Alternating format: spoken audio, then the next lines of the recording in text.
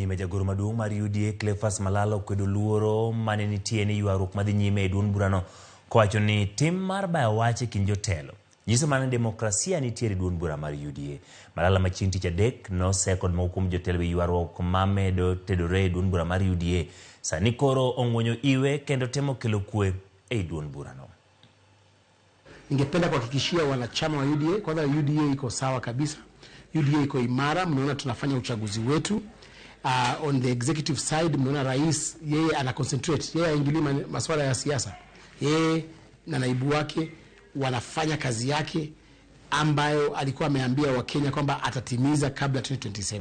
So our president and the executive are keen to implement the manifesto and the plan as promised during our campaigns. Lakini upande huu wa chama pia wanachama wetu